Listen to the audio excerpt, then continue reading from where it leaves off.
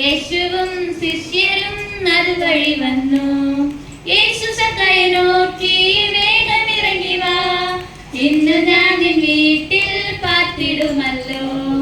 യേശു സഖയെ നോക്കി വേഗമിറങ്ങി വാ, ഇന്ന് ഞാൻ നിൻ വീട്ടിൽ പാർത്തിടുമല്ലോ.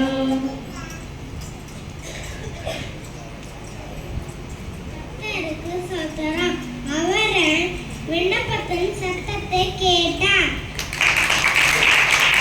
புத்தகத்திலே எழுதப்பட்ட நாமம் காணப்படாதவன் எவனோ அவன் அக்னி கடலே தள்ளப்பட்டான்.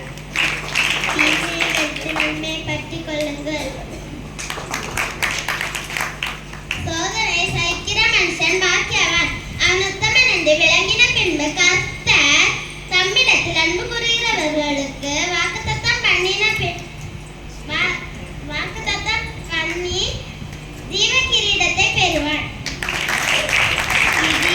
கர்த்தருக்கு ஒரு பலிபீடத்தை கட்டி அதற்கு யெகோவா ஈரே என்று பெயரிட்டார். கர்த்தருக்கு காத்திருக்கிறார்களோ புது பலன் அடைந்து கழுகுகளைப் போல சட்டைகளை அடித்து எழும்புவார்கள். அவர்கள் ஓடினாலும் இளைப்படையார்கள், நடந்தாலும் சோர்ந்து போவார்கள். எனக்கு சொல்லிக் கொடுத்து என்னுடைய எல்லா பயத்துக்கும் என்னை நீங்களாக்கி விட்டார். சங்கீதம் 34:4. கமல் தண்ணீரை குத்தவன் அந்த கமல் கிறிஸ்துவன். ஆயிரமும் சிறியவன் பலத்த ஜாதியமாவான். கர்த்தராகிய நான் ஏற்ற காலத்தில் ஐக்கியத்தை குறித்து நடப்பிப்பேன்.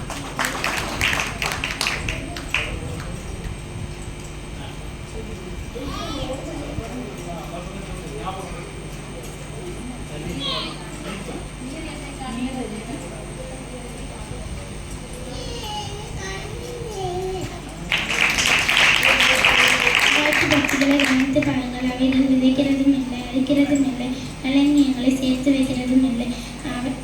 அவைகளையும் உங்கள் பரமபிதை பிழை போட்டுகிறார். அவைகளை பற்றி நீங்கள் விசேஷித்தவர்கள்